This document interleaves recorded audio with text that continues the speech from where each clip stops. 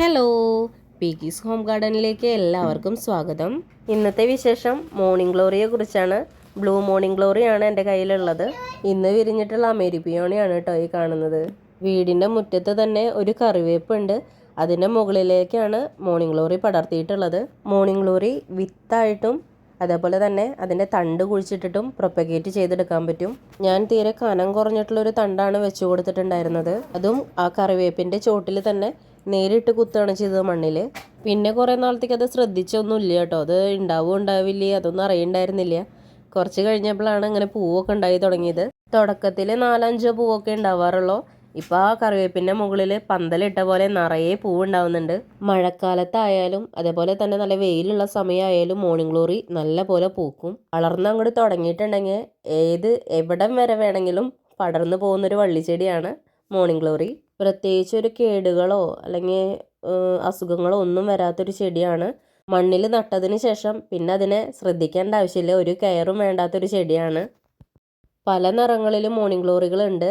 ഇത് ബ്ലൂ നിറത്തിലുള്ളതാണ്. ഇനി വെള്ളയുണ്ട്, അതുപോലെ തന്നെ മഞ്ഞ, പിങ്ക്, പല നിറത്തിലും മോർണിംഗ് ഗ്ലോറി നമുക്ക് മേടിക്കാനായിട്ട് കിട്ടും. ഓൺലൈനായിട്ട് സീഡുകളാണ് നമുക്ക് കിട്ടുക. ഞാൻ ഈ വീഡിയോ എടുത്തിട്ടുള്ളത് നല്ല നട്ടുച്ച നേരത്താണ്. അതുകൊണ്ട് തന്നെ എനിക്ക് തന്നെ അത് മുകളിലേക്ക് നോക്കാനായിട്ട് പറ്റുന്നുണ്ടായിരുന്നില്ല വെയിൽ കാരണം. ഇവരുടെ പേര് പോലെ തന്നെ മോർണിംഗിലാണ് ഇവർ നല്ല ഭംഗിയിൽ പൂത്ത് നിൽക്കുക.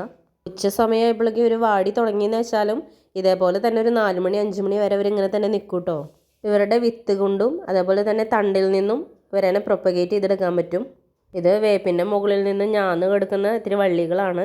വളരെ കനം കുറഞ്ഞിട്ടുള്ള ഒരു തണ്ടിൽ നിന്ന് പോലും അല്ലെങ്കിൽ ഒരു വള്ളിയിൽ നിന്ന് പോലും പുതിയ പ്ലാന്റ് ഉണ്ടാക്കിയെടുക്കാനായിട്ട് പറ്റും. വെയിൽ കാരണം പൂവ് നല്ല വ്യക്തമായിട്ട് കണ്ടില്ലെങ്കിലോ എന്ന് വെച്ചിട്ട് ഞാനൊരു പൂ പൊട്ടിച്ച് കാണിച്ചു തന്നതാണ്. ഞാൻ കുറേ നേരമായിട്ട് എന്തൊക്കെയോ ചെയ്യുന്നത് നോക്കിയിട്ടാണ് പീക്കു നിൽക്കുന്നത്. അവൾക്കൊന്നും മനസ്സിലായിട്ടില്ല കേട്ടോ. ഇങ്ങനൊരു വള്ളിയാണ് ഞാൻ പൊട്ടിച്ചെടുത്തിട്ടുള്ളത്. നല്ല മൂത്ത തണ്ട് വേണമെന്നൊന്നും നിർബന്ധമില്ല കേട്ടോ. നല്ല കനം കുറഞ്ഞിട്ടുള്ള വള്ളിയാണ് ഞാൻ എടുത്തിട്ടുള്ളത്. അത്യാവശ്യം വലുപ്പമുള്ള വിത്തുകളാണ് മോർണിംഗ് ഗ്ലോറിക്കുള്ളത്. അതുകൊണ്ട് തന്നെ നട്ട് പിടിപ്പിക്കാനായിട്ട് എളുപ്പമാണ്. വിത്തിൽ നിന്നും പ്രൊപ്പഗേറ്റ് ചെയ്തെടുക്കുന്ന രീതി ഞാൻ പിന്നെ ഒരു വീഡിയോയിൽ കാണിച്ചു തരാം. ഇതിൻ്റെ ലീഫ് നിൽക്കുന്ന ഭാഗത്ത് തണ്ടുമ്മ തന്നെ ശ്രദ്ധിച്ചിട്ടുണ്ടെങ്കിൽ കാണാം, ചെറിയതായിട്ട് തരിതരിയായിട്ട് കാണുന്നില്ലേ, അത് അതിൻ്റെ വേരുഭാഗമാണ്.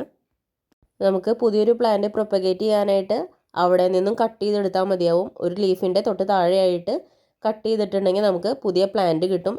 ഓരോ ലീഫിൻ്റെയും അടിയിൽ അങ്ങനെ ഉണ്ടാവും. അതെങ്ങനെയാണ് കട്ട് ചെയ്യേണ്ടതെന്നുള്ളതൊക്കെ ഞാൻ കാണിച്ചു തരാം. ഇപ്പം ഞാൻ കാണിച്ചിട്ടുണ്ടായിരുന്ന തണ്ടിനേക്കാളും ഇത്തിരി കനം കുറഞ്ഞിട്ടുള്ള ഒരു വള്ളിയാണ് അതിൻ്റെ തൊട്ടപ്പുറത്തുള്ളത്. നമുക്ക് അതായാലും മതി, ആ ഒരു വള്ളി ആയാലും പുതിയൊരു പ്ലാന്റ് ഉണ്ടാക്കിയെടുക്കാൻ പറ്റും കേട്ടോ.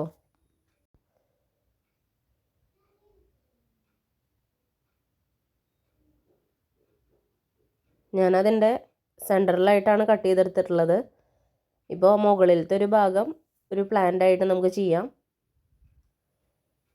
ഇത്രയും മതി. ഇങ്ങനെ ഒരു കഷ്ണമാണ് നമുക്ക് വേണ്ടോ. എൻ്റെ അടിയിൽ നിന്ന് ഒരു ചെറിയ ഭാഗം കൂടി കട്ട് ചെയ്ത് കളഞ്ഞിട്ടുണ്ട്. ആ ചെറുതായിട്ട് വേര് കാണുന്നുണ്ടല്ലോ, ആ ഭാഗമായിട്ട് നമുക്ക് കുത്തി കൊടുത്താൽ മതിയാവും.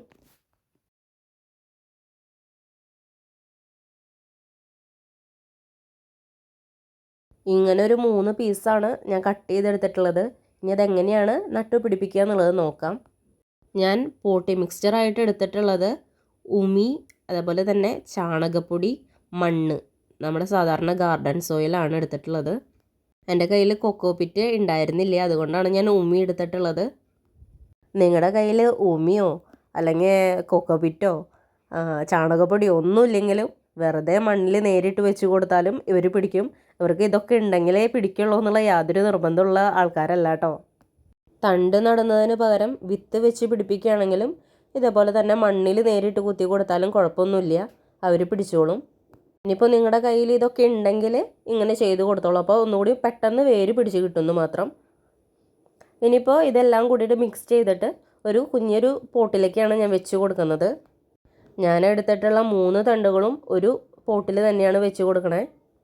ഊമി ആയാലും അതേപോലെ തന്നെ കൊക്കോപിറ്റ് ആയാലും മണ്ണിലിട്ട് കൊടുത്തിട്ടുണ്ടെങ്കിൽ എന്താ വെച്ചിട്ടുണ്ടെങ്കിൽ നമുക്ക് ഡെയിലി വെള്ളം ഒഴിച്ച് കൊടുക്കണ്ട. കുറേ നാളായാലും വെള്ളം അവർ പിടിച്ച് നിർത്തിക്കോളും.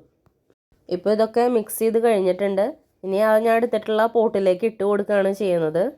നമ്മളിതിൻ്റെ തണ്ടുകളൊക്കെ വെച്ച് പിടിപ്പിച്ചതിന് ശേഷം ഒരു ഇത്തിരി നാൾ കഴിയുമ്പോൾ അതിൻ്റെ പുതിയ പൊടിപ്പുകളൊക്കെ വരുമല്ലോ.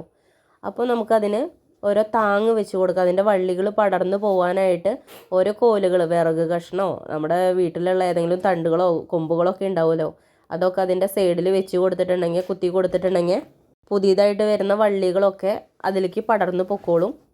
ഒന്ന് നല്ല പോലെ പിടിച്ച് കിട്ടിയെന്ന് നമുക്ക് തോന്നുമ്പോൾ നമുക്കത് ഇത്തിരി വലിപ്പമുള്ള വല്ല മരത്തിൻ്റെ ചോട്ടിലേക്കോ ഒക്കെ വെച്ച് കൊടുത്തിട്ടുണ്ടെങ്കിൽ അവർ നല്ല ഭംഗിയായിട്ട് തന്നെ പടർന്ന് പൊക്കോളും. പിന്നെ നമുക്കത് ശ്രദ്ധിക്കേണ്ട ആവശ്യമില്ല. അവരനെ എന്നും കെയർ ചെയ്ത് നിൽക്കുകയോ ഒന്നും വേണ്ട.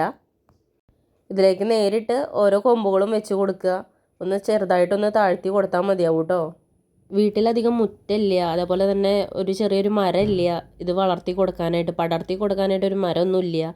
അങ്ങനെയുള്ളവരാണെന്ന് വെച്ചിട്ടുണ്ടെങ്കിൽ ചെയ്യേണ്ടത്, ഞാനിപ്പോൾ വെച്ചിട്ടുള്ള ചട്ടി തീരെ കുഞ്ഞിതാണ്. ഇതിനോട് ഇത്തിരി കൂടി വലുപ്പത്തിലൊരു ചട്ടി എടുത്തിട്ട് അതിൽ ഇതേപോലെ തന്നെ 2-3 തണ്ടുകൾ വെച്ച് കൊടുക്കുക.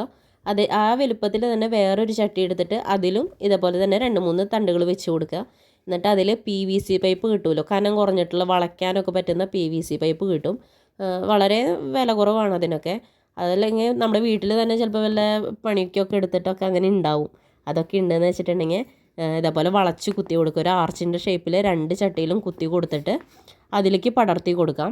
അങ്ങനെ ചെയ്താലും നല്ല ഭംഗിയാണ്. ആ ആർച്ചിൽ മുഴുവൻ ഇങ്ങനെ വട്ടനെ പൂക്കൾ നിറയെ നിൽക്കുമ്പോൾ നല്ല ഭംഗിയാണ് കാണാനായിട്ട്. ഇപ്പോൾ ഞാൻ കട്ട് ചെയ്തെടുത്തിട്ടുണ്ടായിരുന്ന 3 കഷ്ണങ്ങളും വെച്ച് കൊടുത്തിട്ടുണ്ട്. ഇത്രയേ ഉള്ളൂ കേട്ടോ പ്ലാന്റ് ചെയ്യാനായിട്ട്. ഇനി അതിലേക്ക് വെള്ളം ഒഴിച്ച് കൊടുക്കുകയാണ് വേണ്ടത്. ഡെയിലി ഒഴിച്ച് കൊടുക്കണമെന്നൊരു നിർബന്ധമില്ല. ഒരു 2-3 ദിവസം കൂടുമ്പോൾ ഒഴിച്ച് കൊടുത്താൽ മതിയാവും. കാരണം അതിൽ നമ്മൾ ഉമ്മിയൊക്കെ ഇട്ട് കൊടുത്തിട്ടുണ്ടല്ലോ, അപ്പോൾ അതിൽ വെള്ളം കുറേ നാൾ പിടിച്ച് നിർത്താനുള്ള കഴിവ് അവർക്കുണ്ട്. അപ്പോൾ ഇത്രയേ ഉള്ളൂ. മോർണിംഗ് ഗ്ലോറിയുടെ ഫ്ലവേഴ്സ് കാണാനായിട്ട് നല്ല ഭംഗിയാണ്. അപ്പോൾ പല നിറത്തിലിത് മേടിക്കാൻ കിട്ടും. ഓൺലൈനായിട്ട് അതിൻ്റെ സീഡുകളൊക്കെ കിട്ടും. നിങ്ങളും മേടിച്ച് വെക്കുക. ഇന്നത്തെ വീഡിയോ നിങ്ങൾക്കും ഉപകാരമായിട്ടുണ്ടെങ്കിൽ എല്ലാവരും ലൈക്ക് ചെയ്ത് സബ്സ്ക്രൈബ് ചെയ്യാനായിട്ട് മറക്കരുതേ.